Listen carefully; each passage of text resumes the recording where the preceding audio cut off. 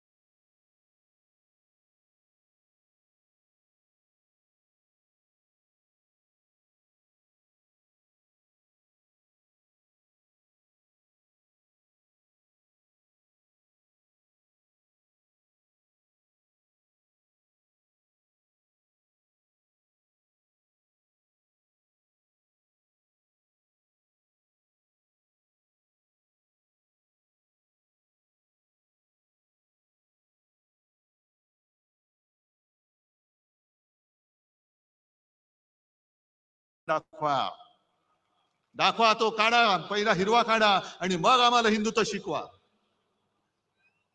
आम्हाला हिंदुत्व शिकवायचं. अरे पहिली पोट निवडणूक जी काय पार्लेची लढली होती 1987 साली, ही पहिली पोट निवडणूक जी मी मानतो की सर्व देशातल्या निवडणुकीच्या इतिहासात हिंदुत्वावरती लढलेले नव्हे तर हिंदुत्वावरती जिंकलेली निवडणूक होती. आणि तेव्हा शिवसेना प्रमुखांनी दाखवून दिलं की हिंदू सुद्धा मतदान करून निवडणूक जिंकून देऊ शकतात. मग काढा इतिहास. शिवसेनेसोबत कोण होतं आणि शिवसेनेच्या विरोधात कोण होतं? किती साली? 1987 साली. त्यावेळेला शिवसेना आणि काँग्रेस, शिवसेनेचे डॉक्टर रमेश प्रभू आणि काँग्रेसकडनं प्रभाकर कुंटे, हिंदुत्वाचा प्रचार तुफान झाला. हे आता तुम्ही दाखवलं ना दादा कोंडके वगैरे, तेव्हा तर फार जोमात होते. गुजरातमध्ये शंभू महाराज येत होते आणि त्याही वेळेच्या भाषणामध्ये शिवसेना प्रमुखांची स्पष्ट भाषण आहेत. आम्हाला देशप्रेमी मुसलमानांचं वावडं नाही. जे देशद्रोही आहेत, पाक धार्जिणे आहेत, त्यांचा आमचा तो कोणी असेल, तो हिंदू जरी असला आणि पाक धार्जिण असला जसा कुरुलकर सारखा, तरी तो आमचा नाही. एवढं स्वच्छ आणि स्पष्ट आहे. पण तेव्हा जर का इतिहास तुम्ही काढला, अमित शहाना मुद्दामून सांगतोय की तेव्हा फक्त दुहेरी लढत नव्हती झाली. शिवसेनेचे रमेश प्रभू विजयी झाले, प्रभाकर कुंटे पडले, पण शिवसेनेच्या हिंदुत्वाला अपशकुन करायला भाजप आणि जनता पक्षाच्या प्राणलाल वोरांना सपोर्ट दिला होता. का तेव्हा तुम्ही हिंदू म्हणून आमच्या सोबत आला नाहीत? कुठे गेलं होतं तुमचं हिंदुत्व? आणि मग ती निवडणूक जिंकल्यानंतर तुमचे प्रमोद महाजन वगैरे सगळे आले, मातोश्रीचे उंबरठे जिजवायला लागलात तुम्ही, कारण तुम्हाला शिवसेनेचा दुरुपयोग करून घ्यायचा होता. हे भाजप काय, RSS काय, हे सगळे असेच आहेत. करणार काही नाही, काड्या लावायच्या, आगी पेटवायच्या, दंगल उसळली की पळून जायचं. बाबरी बाबरी बाबरी म्हणून सगळं माहोल पेटवलं आणि प्रत्यक्ष बाबरी पडल्यानंतर आम्ही नाही त्यातले. ही अशी तुमची नामर्दाची अवलाद आणि तुमच्याकडनं आम्ही हिंदुत्व आणि राष्ट्रत्व शिकू?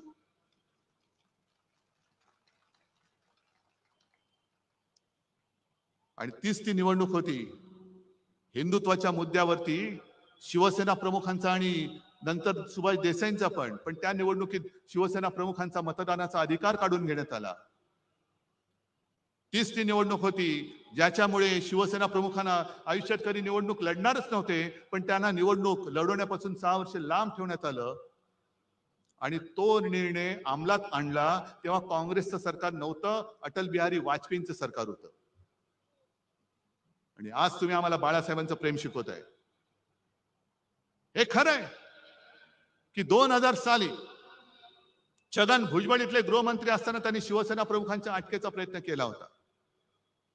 नंतर सगळं मिटलं, ते स्वतः घरी आले, सगळं झालं. पण ते जेव्हा अटक करायला निघाले होते तेव्हा अडवाणी, जर मी विसरलो नसेल तर देशाचे उपपंतप्रधान होते, गृहमंत्री होते. आणि शिवसेना प्रमुखांना जर अटक केली तर राज्यामध्ये आगडोंब उसळेल, तो उसळू नये म्हणून त्यांनी सीमा सुरक्षा दल किंवा केंद्रीय राखीव दल जे आहे ते शिवसेना प्रमुखांनी त्यांना अटक झाली तर दंगल उसळली तर बंदोबस्त करायला भाजप सरकारने महाराष्ट्रात पाठवलं होतं. हे तुमचं बाळासाहेबांचं प्रेम? टाळायची झाली तर तुमची साल्टी खूप टाळता येतील. एवढी साल्टी निघतील की तुम्ही गावात फिरायच्या लायकीचे राहणार नाही. त्याच्यामुळे तुम्ही आमच्या अंगावर येण्याचा प्रयत्न करू नका. आज 23 जानेवारी आहे, काल 22 जानेवारी होता. बरोबर 1 वर्षापूर्वी अयोध्येच्या मंदिराचं लोकार्पण करण्यात आलं. अरविंद, मला वाटतं तुम्ही काल परवा जाऊन आलात, अजूनही त्या मंदिराचं बांधकामच पूर्ण झालेलं नाहीये. आणि काय उन्माद चढलाय, जय श्रीराम जय श्रीराम जय श्रीराम. अहो, तेव्हा जर का शिवसैनिक उतरले नसते तर तुम्ही नसतातच, ते सोडा. पण जय श्रीराम जसं आम्ही बोलतो,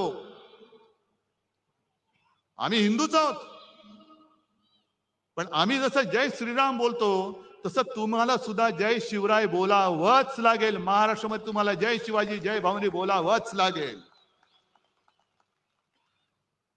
तुम्ही म्हणाल हे काय जय श्रीराम पुरे नाही. जसं जय हिंद नंतर जय महाराष्ट्र बोलतो तसं जय श्रीराम नंतर जय शिवराय बोललाच पाहिजे. कारण प्रभू श्रीराम कधी होऊन गेले, त्यांच्या जन्मभूमीवरनं वाद झाला, पुन्हा मंदिर बांधलं, त्यांनी राक्षस मारले होते, रामराज्य आणलं होतं. पण आमचं दैवत छत्रपती शिवाजी महाराज जर का जन्माला आले नसते तर मोदी काय, अमित शहा काय, कोणीच जय श्रीराम बोलू शकलं नसतं. म्हणून पहिलं त्यांचा जय जयकार करा आणि मग जय श्रीराम बोला. महाराष्ट्रामध्ये तरी मी जय शिवराय आणि जय श्रीरामच बोलणार. कारण आम्ही भाजप सारखे कृतज्ञ नाही होत. जन्मदात्या बापाला आम्ही विसरू शकत नाही. शिवाजी महाराजांनी मगाच्या फिल्म मध्ये सुद्धा बघितलं ना, हिंदवी स्वराज्य स्थापन नसतं केलं आणि औरंगजेबाला मोकाट सोडला असता. अगदी शिवरायांच्या नंतर सुद्धा संभाजी राजांच्या त्या निर्घुण,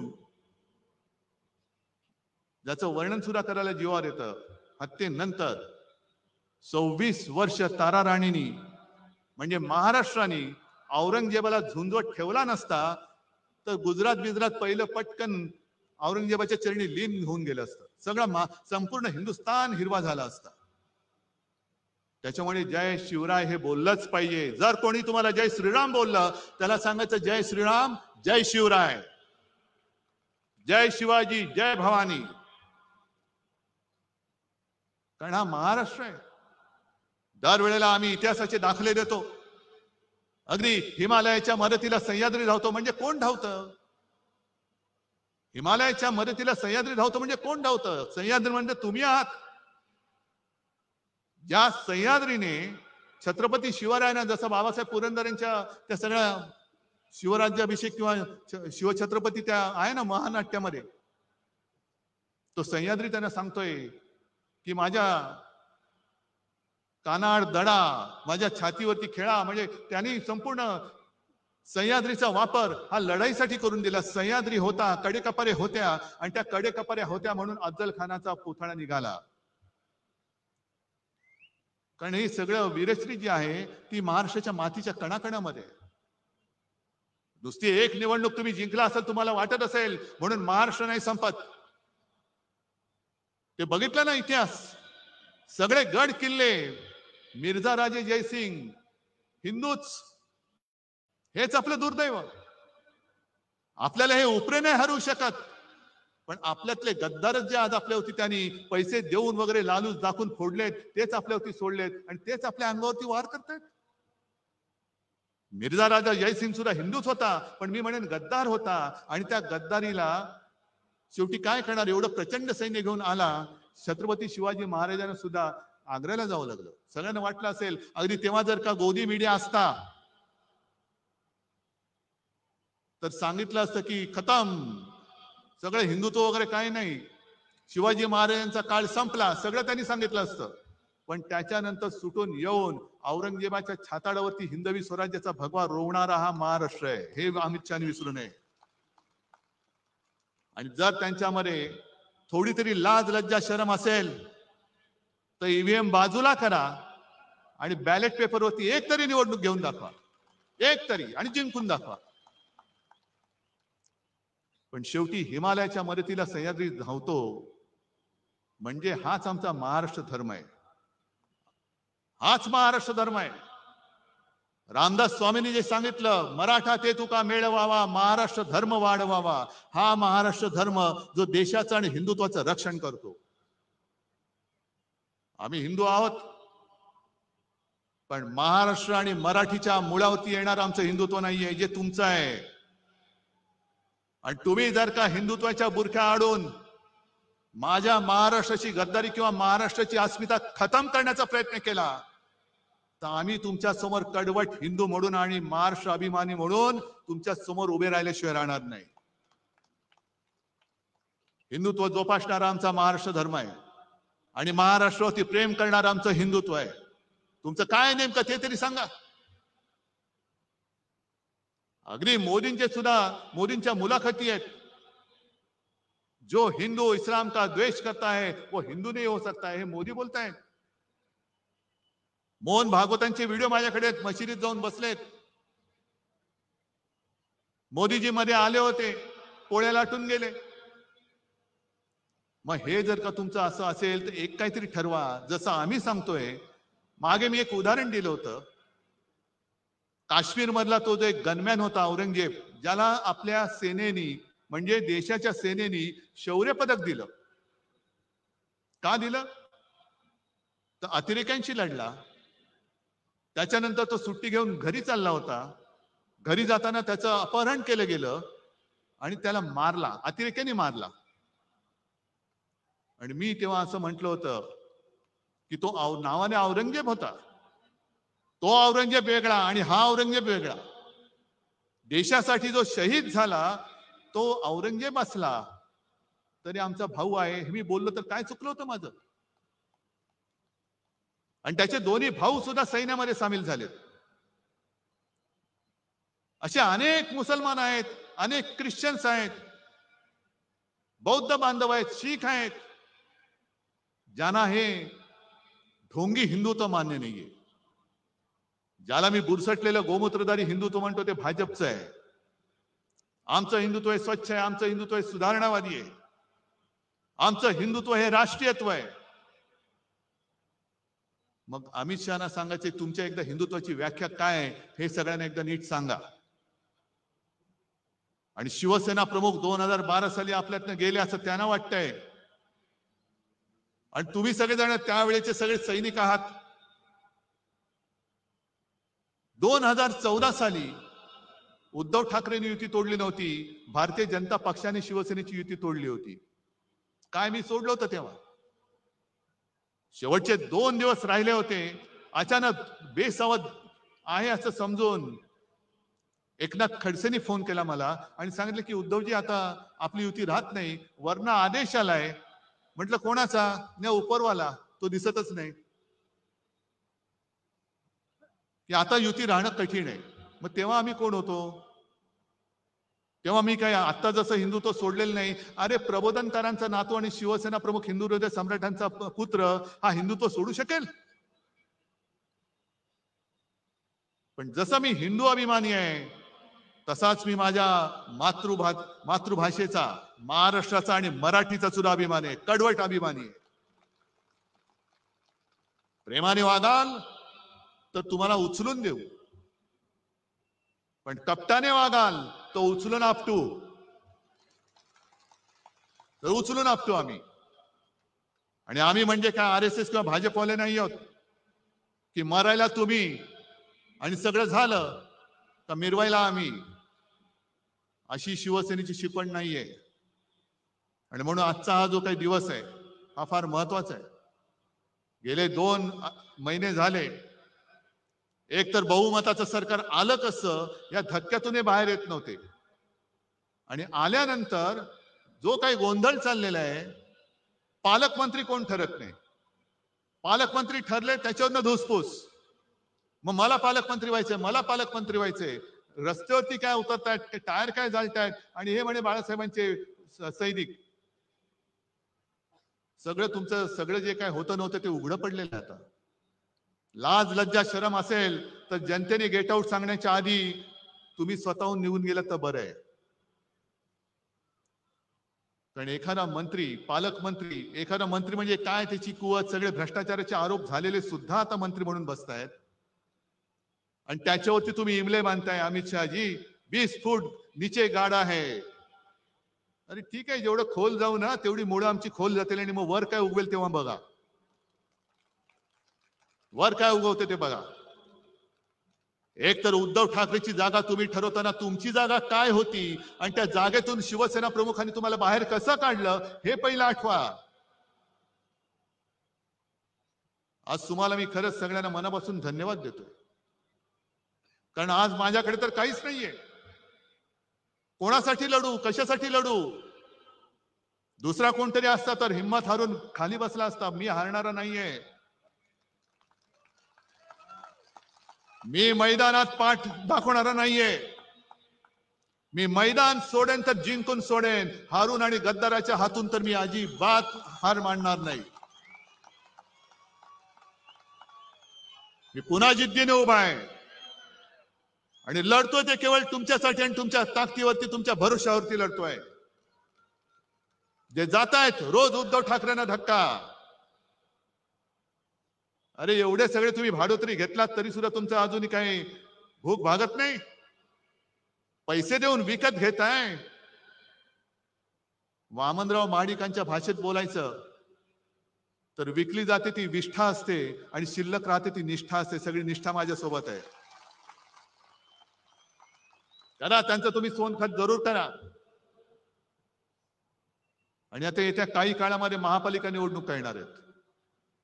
मी सगळ्यांशी बोलतोय, सगळे मुंबईतले सगळे बोलून झाले, संभाजीनगर, नाशिक सगळे झाले. सगळ्यांचं मत आहे की एकटं लढा.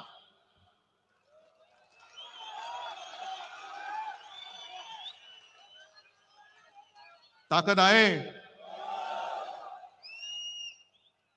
अमित शहाना जागा दाखवणार आहात. ठीक आहे, अजून निवडणूक जाहीर झालेली नाही, पण मला तुमची जिद्द बघू द्या, तुमची तयारी बघू द्या. ज्या भ्रमात आपण राहिलो तो पहिला त्या भ्रमातनं बाहेर या. आणि ज्या क्षणी माझी खात्री पटेल आपली तयारी झाले, मी कार्यकर्त्यांच्या मनाप्रमाणे निर्णय घेतल्याशिवाय राहणार नाही. पण या वेळेला मला सूड उगवून पाहिजे. सूड, सूड आणि सूड. होय सूड. जो महाराष्ट्राच्या पाठीत वार करतो, जो मराठी आईच्या कुशीवरती वार करतो, तो गद्दार आणि त्या गद्दाराचा वरद हस्त मला महाराष्ट्रामध्ये दिसता कामा नये. आणि जर तुम्ही सगळे शपथ घेऊन सांगत असाल तर जेव्हा वेळ येईल तेव्हा मी एकटा लढण्याचा निर्णय नक्की घेतल्याशिवाय राहणार नाही. आज परत एकदा सगळ्यांना धन्यवाद देतो आणि अमित शहाना सांगतो की जास्त आमच्या नादी